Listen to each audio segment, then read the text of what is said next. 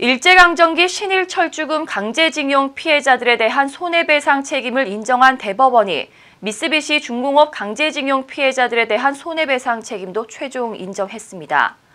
국내 소송 시작 이후 무려 18년 6개월 만에 나온 결론인데요. 그동안 이뤄진 미쓰비시 공방과 앞으로의 전망에 대해 이승재 기자와 알아보겠습니다. 안녕하세요. 네, 안녕하세요. 네, 이 기자. 일단 이번 대법원 판결이 간단히 요약해 주시죠. 네, 대법원 민사 2부는 오늘 오전 고 박창환 씨 등 강제징용 피해자 유족 23명이 미쓰비시 중공업을 상대로 낸 손해배상 청구 소송 제3고심에서 원고 일부 승소 판결한 원심을 확정했습니다. 이 사건은 앞서 말씀하신 신일철주금, 과거의 신일본제철 강제징용 소송보다 먼저 제기된 건데요. 국내 소송이 제기된 2000년 5월부터 보면 약 18년 6개월 만에 결론이 내려진 겁니다. 네, 이 미쓰비시에서 어떤 일을 당했길래 이렇게 오랫동안 쌓아온 건가요? 네, 고 박창환 씨 등은 1944년 8월에서 10월 한반도에서 강제징용 당했습니다. 이후 일본 히로시마의 미쓰비시 기계 제작소 그리고 조선소 등에 넘겨져 강제 노역에 투입이 됐는데 일본으로의 이송과 배치는 일본군과 일본 경찰 그리고 미쓰비시 측 관리 아래 이루어졌습니다. 이들은 매일 오전 8시부터 오후 6시까지 철판을 자르거나 동관을 구부리는 등 각종 노역에 시달렸으나 적절한 식사나 급여를 지급받지 못했다고 주장했습니다. 또 헌병, 경찰 등의 통제 속에 10명에서 12명과 좁은 숙소 생활에 내몰렸고 또 가족과의 서신도 검열받았던 걸로 전해지고 있습니다. 네, 일제강점기에 강제적으로 징용을 당해서 10시간가량 이 중노동을 했는데도 그에 맞는 대우를 못 받았다는 거군요. 그렇습니다.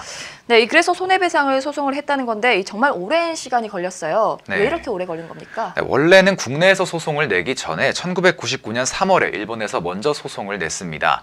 하지만 2007년까지 총 3차례가 진행이 됐는데 모두 패소를 했고요. 국내에서 첫 소송을 낸 건 2000년 5월인데요. 1심에서는 이미 청구권 시효가 만료됐다는 이유로 패소했고요. 2심은 일본 재판소의 판결을 따라야 한다는 이유로 패소했습니다. 네, 이 전부 패소를 했기 때문에 이렇게 오래 걸렸다는 건데 이 마지막에 반전이 있었기 때문에 그래도 이렇게 소송이 이어질 수 있었던 거겠죠? 네, 그렇습니다. 패소가 이어지다가 2012년 5월 대법원이 판결을 뒤집은 겁니다. 대법원은 과거 미쓰비시와 현재 미쓰비시 중공업의 연속성을 인정하면서 박 씨 등의 미쓰비시에 대한 청구권은 청구권 협정으로 소멸하지 않았으므로 행사할 수 있다고 판단했습니다. 또 적어도 박 씨 등이 소송을 제기할 시점인 2000년 5월 1일까지는 대한민국에서 권리를 사실상 행사할 수 없는 장애 사유가 있었다고 보는 게 타당하다며 원심을 모두 깨고 파기환송시킨 겁니다. 이후 항소심을 거쳐 지금까지의 최종 판결까지 오게 된 거죠. 네, 이게 좀 피해자분들한테는 참 잘된 일입니다만 일본 측에서는 순순히 인정할 것 같지 않은데 어떻습니까? 네, 맞습니다. 일본 정부는 오늘 판결이 나온 직후에 결코 받아들일 수 없다고 아주 강하게 반발했습니다. 또 고노다로 일본 외무상은 우리나라 대법원 선거 이후 담화에서 이번 판결은 한일 청구권 협정에 분명히 반한다며 두 판결은 국교 정상화 이후 쌓아온 한일 우호 협력 관계를 근본적으로 뒤집는 것으로 극히 유감이라고 밝혀 국제 판결 등 대응 조치가 잇따를 전망입니다.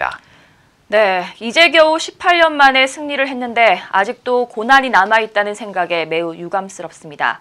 어떤 판결이 나와도 피해자분들께 완전한 위로와 보상이 될 수는 없겠지만 조금이라도 억울한 부분이 풀릴 수 있게 판결이 나길 바랍니다. 지금까지 이승재 기자와 함께했습니다. 고맙습니다. 고맙습니다.